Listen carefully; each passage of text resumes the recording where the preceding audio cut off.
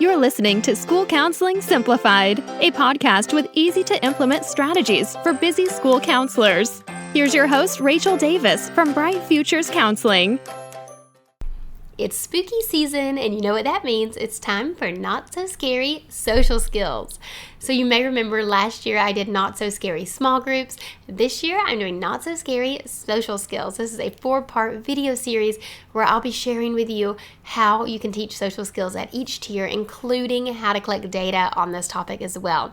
Social skills is an essential part of school counseling. I'm sure you're getting so many referrals for this topic, and I want to help you master it. So in this free training, I'll help you spice up your social skills sessions by giving you applicable tools and strategies you can use with your kiddos right away. Watch all 4 videos for a special social skills freebie and to earn a PD certificate. Like I said, it's a 4-part video series, a completely free training, and I hope you'll join me for these not so scary social skills. You can sign up at stressfreeschoolcounseling.com/scary. Hey there, thanks for listening to another episode of School Counseling Simplified. In today's episode, I interview Michelle Vazquez. Michelle is a special education teacher, and she has a podcast for special education teachers called Stepping Into Special Education.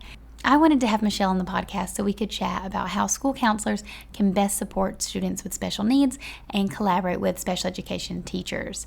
So Michelle shares with us how counselors can help support our special education kiddos through class lessons, small groups, and individual counseling sessions. We also talk about how you can use a log as a form of communication with these special education teachers, and how you can use certain tools like an IEP at a glance so you can figure out how to best serve these kiddos. I think you're going to love this interview. I found it super helpful, and I hope you do as well. Okay, let's hear from Michelle. Hey, Michelle, how are you today? Good. How are you, Rachel? I am doing great. I'm so excited to chat with you. I love having on different guests, and I met you because you have a podcast also. So we kind of met at a podcasting event, which is super cool. But tell the audience who you are. I'll let you introduce yourself and what you do. Yes. Hey, everyone. My name is Michelle Vazquez, and I'm the podcast host of the show Stepping Into Special Education. Stepping Into Special Education. I just started maybe about 7 months ago. So I'm loving podcasting. But the whole reason why I wanted to start is to help special education teachers with supports and strategies, especially with the teachers that are still in it or just getting into special education. So that's what I do. And, I talk all about IEPs to behavior management, classroom organization, and also relationships with the people that you work with. So that's a big thing that I like to talk about. So yeah. And I know earlier I just let you know that I do have 2 boys. I'm married to my husband for, I got to count now, how many years? Maybe 9 years now. Awesome. Yeah. And my 2 boys are in school. One is 5 and my other is 7. So busy working mama too, and still working in the classroom. Oh, amazing. Yeah. Currently as a resource specialist teacher. So that is at an amazing school, a great team. So I'm very blessed to be where I'm at right now. So. That's awesome. I know your podcast is helping so many special ed teachers, especially new ones, because I just can't give enough credit to SPED teachers. That has got to be the hardest job on campus, I think, for sure. Because it's not only the instruction and personalizing everything, but then the IEPs and the planning and the meetings, that's a whole other beast. So props to you guys. Oh, thank you so much. I know I've heard teachers come to me and, handling behaviors outside, and they will come up to me and say I swear there's a place for you up in heaven right now because of everything that we've done. But it's definitely not easy, but with the proper supports and having great admin really, really helps. So yeah, thanks. Thank you. Yes. And I love you were talking about collaborating with other educators on campus, right? And that's what I want to talk to you about today, because my audience is school counselors. So I want to know how we can best support our students, our special education students and teachers, and how we can all work together to help these kiddos. So a few questions for you. First up, so school counselors, I don't know if you have a counselor at your school or what they're doing at your school. Or do you have a pretty involved school counselor? I just have to tell you, I know we message each other back and forth, but I love school counselors. Oh my goodness. You all, I have to put a high pedestal for you guys as well, because you know what, honestly, I've never really worked with school counselors up until I became a resource specialist teacher. And especially after pandemic, Mhm. Rachel, it was so needed with all the students coming in for, transitioning, right? And so at the very beginning, I think the first 2 months, we actually had no school counselor and had no school psychologist. So they asking me to, come in and help assist. Mhm. And I'm like, oh my gosh, we need one. And when we had I say had because she just left. I miss her, but she was with us for a good year and a half and she was amazing. I mean, she got in there. We're very fortunate we had her for full time, Mm. because especially after pandemic, my school district hired so many because it was needed, right? And so, yes, we do have a full-time counselor. When the one that I worked with, she was there and she just helped so much. So yes, Oh, school good. counselors are I awesome. never know because some people don't have them at their sites or they'll have part-time or I mean it's like a mixed bag. I mean, thankfully, like you said, after the pandemic, I think a lot of schools really saw the need for more mental health support on campus. Unfortunately, it kind of took a pandemic to get there. But but yes, now there are more counselors in schools. So the ratios are getting a little better. But school counselors, we're serving students in three ways. We're usually doing classroom lessons where we're going in and teaching those social emotional lessons or character education lessons. Then we see some students in small groups to work on specific skills. So maybe like anger management, social skills, anxiety. And then we're seeing students at the individual level as well to do like more one-on-one work. So those are kind of the three levels. And oftentimes, how we find our students is through referral based, right? So Correct. parents, teachers are sending referrals, and oftentimes these students may be special ed students. So that's where I want to ask you for your help and tips and strategies on how we can kind of best support these students at each level. So I kind of want to break it down. If we're going into a classroom and we're teaching a lesson, a class lesson, let's say on empathy or something, how can we support special education students who are in that gen ed class? I think if you are doing it generally at first and you're not particularly working on certain student that's in that classroom, definitely um go to the teacher at first and just let them know, do you have any students that are on IEPs, or if there are any accommodations that I need to be aware of, because some students may have some behaviors that may be triggering, right? Depending on the topic that you talk about. So definitely going in to ask the teacher at first if there's any accommodations or anything you need to look out for, especially when you're just coming in to give a whole group lesson. Mm-hmm. Okay. No, I think that's great. And I know this is kind of tough because it varies on a case by case basis, right? Like what some students will need is wildly different from what others need.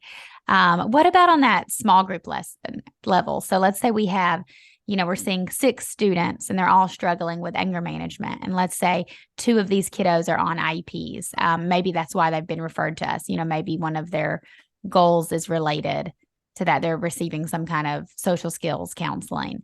How can we, like, I guess, just general best practices for being inclusive for our special needs students in a small group setting?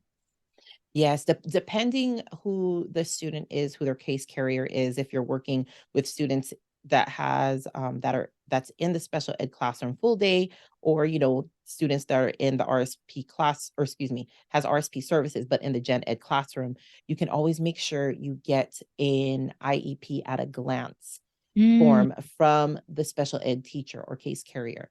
And depending on the district and the system of how you work with our system, we can just do like a quick printout for whoever that works for that student. Or I know some teachers, they have their own form that they created so they can give out to the gen ed teachers.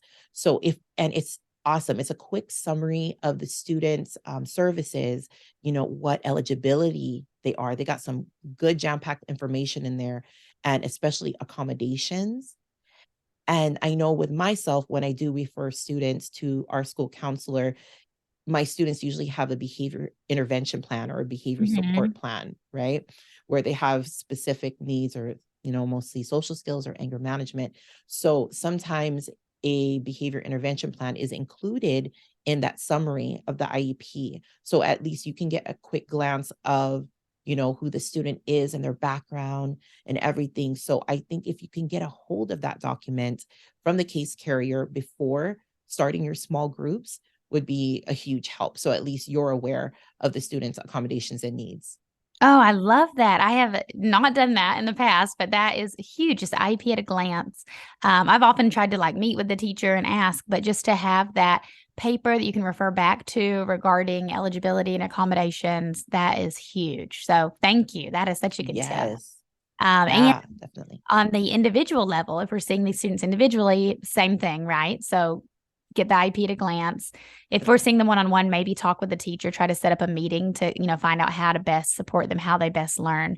Do you have any strategies or tips when it comes to transitioning students? So if they are, in the special education classroom and we're going to pick them up or bring them to counseling, any general tips on how to do that transition?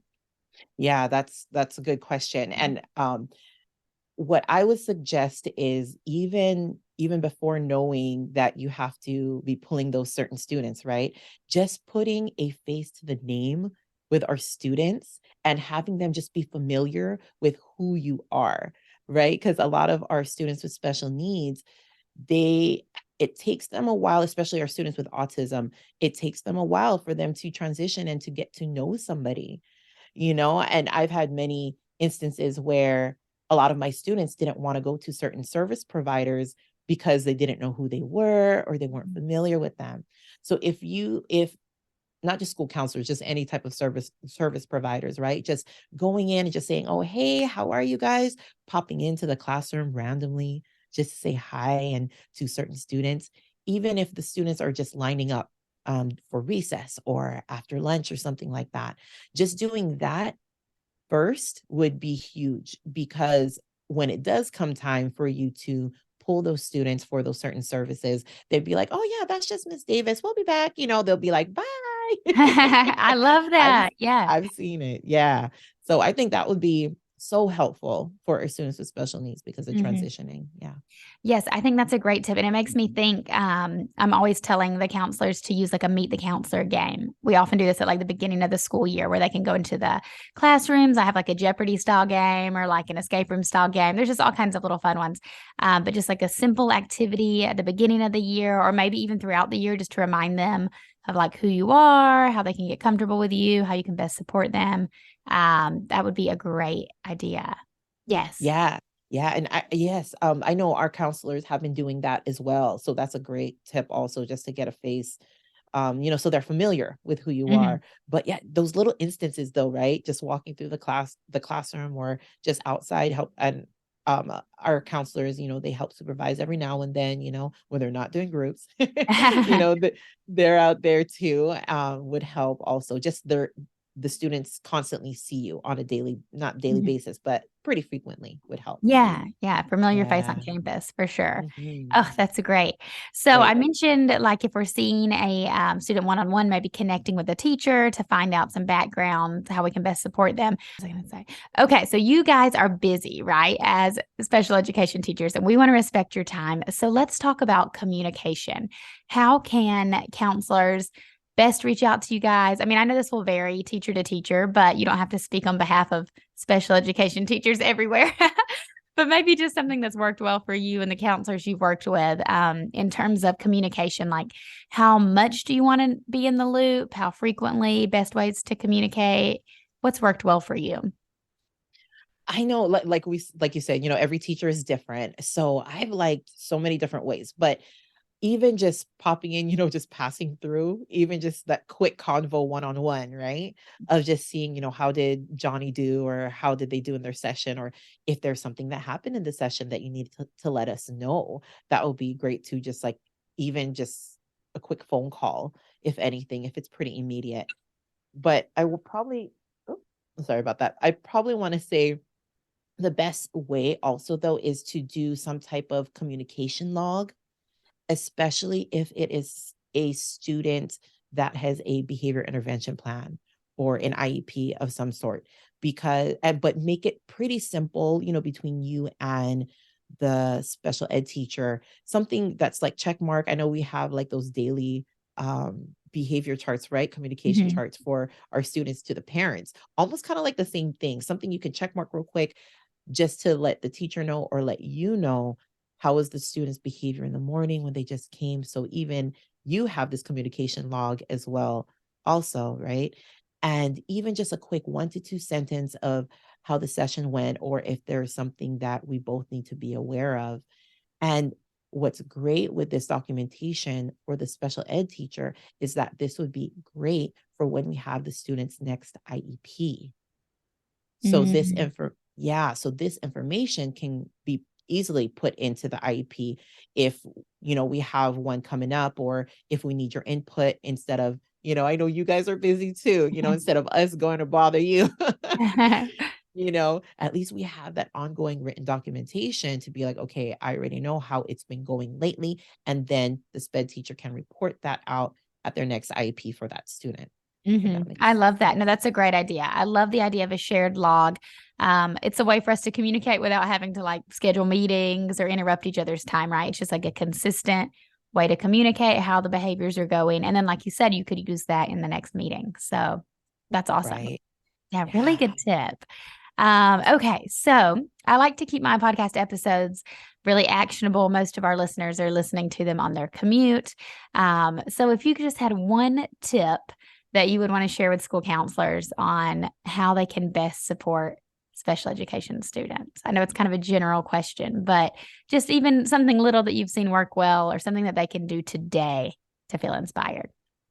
Yeah, I think just going back to what we were talking about earlier, something you can do tomorrow, just pop into that student's classroom and just saying hi, getting to know not just that student, but everybody else as well.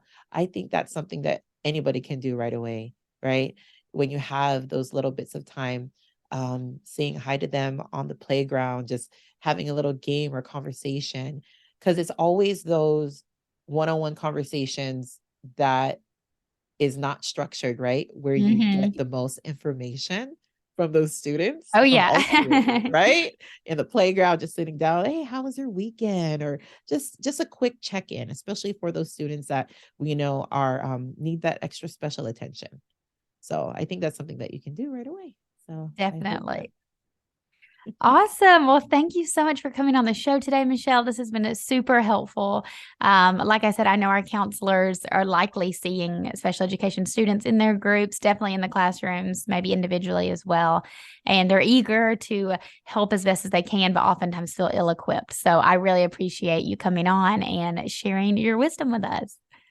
Yay, of course. Thank you so much, Rachel, for inviting me. I was really excited to talk on your show and just having the opportunity. So thank you. Appreciate it. Thanks for listening to School Counseling Simplified. You can find the links from today's episode in the show notes. If you'd like to connect with Rachel, she's on Instagram and Teachers Pay Teachers at Bright Futures Counseling. Be sure to subscribe to the podcast so you don't miss any episodes of School Counseling Simplified. Talk to you next week.